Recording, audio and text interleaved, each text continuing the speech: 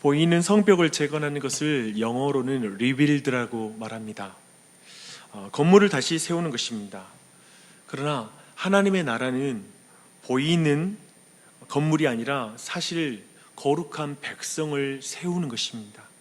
그래서 이스라엘 백성은 수문 앞 광장에 모여서 학사 에스라를 통하여 선포되는 모세의 율법, 그 말씀을 듣습니다.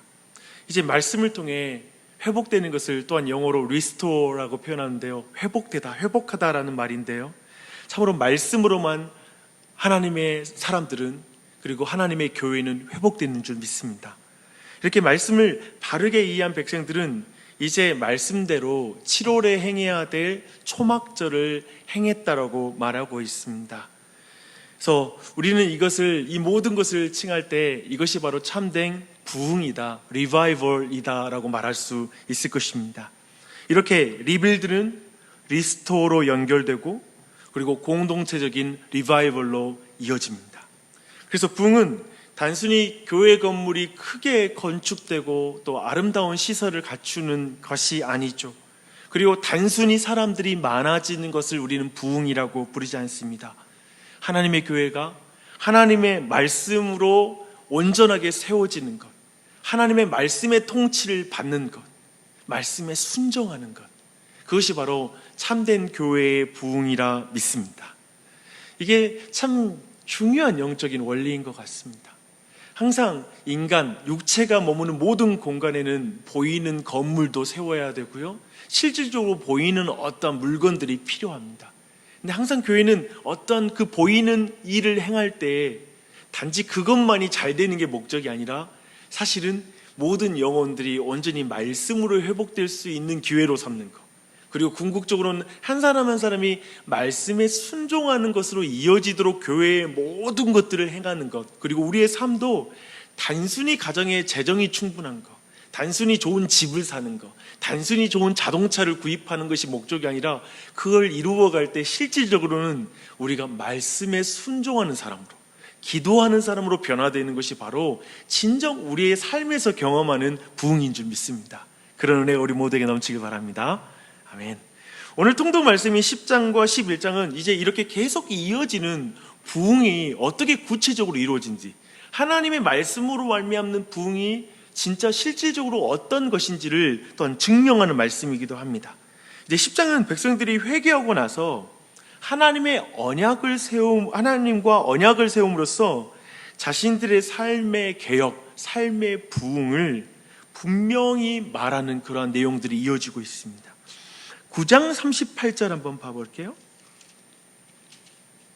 9장 38절 함께 읽겠습니다. 시작. 우리가 이 모든 일로 말미암아 이제 견고한 언약을 세워 기록하고 우리의 방백들과 레위 사람들과 제사장 사람들이 다 임봉하니라 라고 말하고 있습니다. 그래서 이제 이렇게 임봉한 사람들의 이름, 이제 언약을 세우는 사람의 이름이 쭉 1절부터 27절까지 쭉 이제 나열되고 있습니다. 사실 이 사람들 이름 하나하나 우리와 별로 관계가 없어 보이는 이름 아닙니까? 그렇죠? 별 상관이 없어요. 그렇지만 언약을 맺고 임봉한 사람들을 하나님이 기억한다 라는 사실을 우리가 믿으면 이 내용이 우리와 관련된 이야기가 아니에요. 하나님의 생명책에 하나님 앞에 우리의 이름이 기록됩니다. 내가 하나님의 언약을 지키겠습니다. 내가 순종하겠습니다. 우리는 벌써 이거 생각하면 벌써 이걸 깨뜨릴 걸 생각하니까 내가 그걸 다 지킬 수 없다는 생각 때문에 이렇게 하나님 앞에 언약을 맺는 거, 하나님과 약속하는 거, 이게 우리가 다 잃어버린 신앙이에요.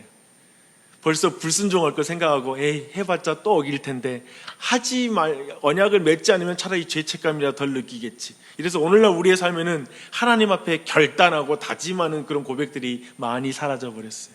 근데 저는 다시 한번 강조하고 싶어요. 신앙에 우리가 결단하고 다짐하는 건 하나님이 사용하시는 것이고 우리의 소원을 하나님이 사용하셔서 일하시는 줄 믿습니다.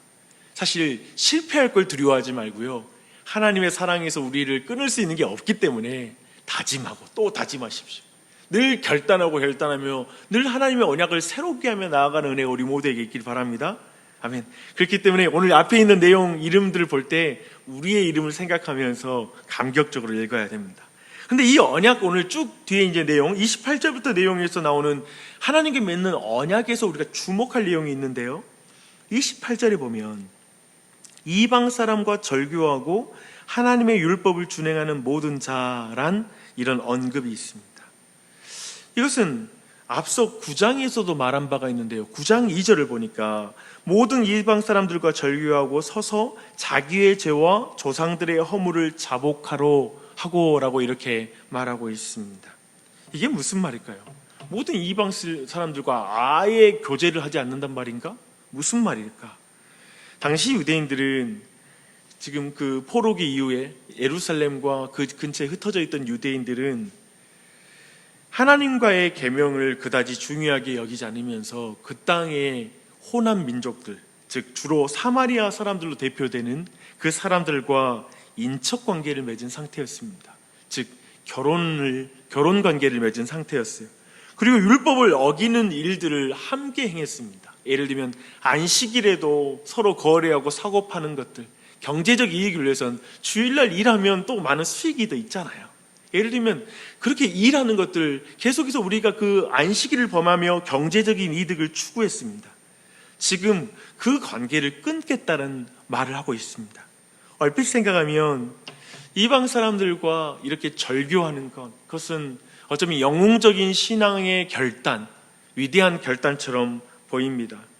하지만 이미 결혼 관계로 인척 관계가 된 사람들, 그리고 사업 관계로 얽혀서 현실적인 경제적인 문제와 연결된 문제였다는 걸 생각해 보면 오늘날의 눈에 볼 때도 이 문제는 단순하게 할 수 있는 결단이 아니라는 걸 알 수 있고요. 정말 이렇게 해야 하는가라는 생각이 들 수 있습니다.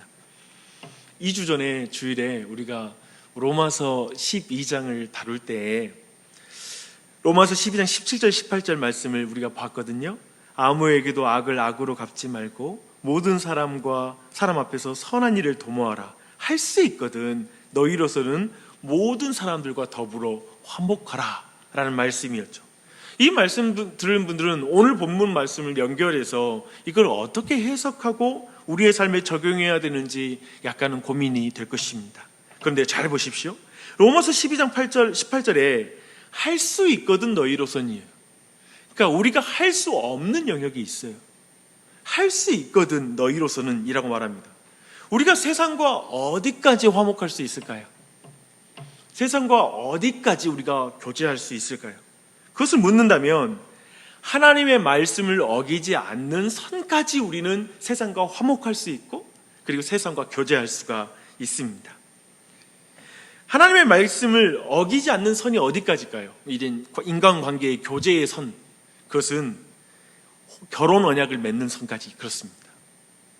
그래서 고린도후서 6장 14절을 보면 너희는 믿지 않는 자와 멍에를 함께 매지 말라. 의와 불법이 어찌 함께하며 빛과 어둠이 어찌 사귀겠느냐라고 말하고 있습니다. 이것은 결혼 언약의 관계 안에 있는 사귐을 말하는 것입니다. 그래서 오늘 본문에서 말하는 결혼은 세상과 화목하는 것이 아니라 세상과 섞이는 것을 끊겠다라고 결정하는 그런 결단의 내용입니다. 그렇죠? 세상과 섞여서는 안 돼요. 그러나 세상과 화목할 수 있는 데까지 화목하는 거예요. 그렇죠?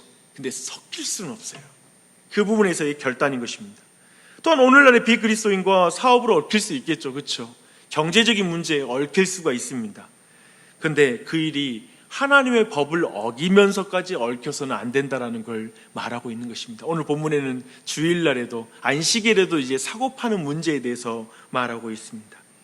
주 안에 사랑하는 여러분, 본문은 하나님 앞에서 바른 신앙은 인간관계 안에서 우리가 끊어야 하는 선이 있다는 것을 우리에게 알려주는 말씀입니다. 모든 인간관계가 다 가한 것이 아닙니다. 우리가 하나님의 말씀과 믿음을 양보하고 포기할 것들이 있다면 그런 관계는 혹 우리에게 많은 이익을 주더라도 그런 관계를 계속 동일한 형태로 유지해서는 안 된다는 것입니다. 물론 모든 사람의 관계를 다 끊으라는 말은 아니잖아요. 하지만 그 형태, 즉 계속 하나님의 말씀을 어기는 형태로 그 사람과의 관계를 계속 맺어가는 것은 우리가 끊어야 할 것입니다. 한번 여러분의 삶을 돌아봤으면 좋겠어요. 많은 관계가 있잖아요. 근데 그 관계를 하나님의 말씀과 그 언약을 정말 지키는 그 형태로 나아가고 있는지, 아니면 거기에 계속 방해를 받으면서도 알면서도 그 안에 있는 어떤 죄의 즐거움, 그리고 내게 있는 이익, 내 유익을 위해서 계속 그 관계를 내가 이용하고 있지는 않는지, 그것을 돌아보면서 우리의 관계들을 정리하며 우선순위를 바르게 잡아가는 우리 모두가 되었으면 좋겠습니다. 10장 전반부는 이렇게 참된 경건은 하나님의 말씀과 믿음을 타협하게 하는 모든 관계를 정리하는 것이다, 바로잡는 것이다 라는 것을 보여주고 있습니다. 이게 참된 부흥이에요. 진짜 말씀으로 부흥이 있을 때 이런 일들이 벌어집니다. 그리고 하나님께 헌신하여 바르게 살고자 하는 마음은 하나님의 말씀을 떠나서는 존재할 수 없기 때문에 그렇습니다. 그래서 우리가 별난 성령의 은사, 성령의 부흥, 오늘날의 은사주의적인 그리고 열광주의적인 수없이 많은 것들 많지만, 근본적으로 하나님의 말씀에 순종하는 그 순종의 삶, 그리고 정말 이웃과 관계 맺을 때도 죄 가운데 관계 맺지 않는 것, 이런 구체적인 열매로 모든 삶이 드러나야 되는 줄 믿습니다. 그리고 나서 이어지는 내용이 있어요. 언약을 임봉하는 자들이 하나님 앞에서 맺은 언약의 내용에서 성전세를 낸다는 것과, 그리고 성전의 모든 필요를 채우는 일, 첫 열매를 드리는 것, 11조를 통해서 레위인과 제사장들의 삶을 보호하는 것, 섬기는 일 등이 언급되고 있습니다. 그들은 하나님의 성전과 그 필요와, 그리고 성전을 섬기는 레위인과 제사장들의 필요를 채워야 한다는 생각을 했는데, 이것은 굉장히 주목할 일입니다. 왜냐하면 이것이 바르게 이스라엘 역사에서 시행된 일이 거의 없습니다. 왜냐하면 이스라엘 백성들은 이 필요를 채우고 살았던 적이 진짜 거의 없기 때문에 이게 굉장히 좀 기이한 결단이기도 합니다. 그만큼 구약의 이스라엘의 신앙은 실질적이지 않았습니다. 실질적이지 않았다는 것은 뭐냐면, 실질적으로 자신의 경제적인 문제까지 포기하면서 하나님을 실질적으로 섬기지 않았습니다. 공동체를 지키지 않았어요. 그런 부흥을 경험하지 못한 것입니다.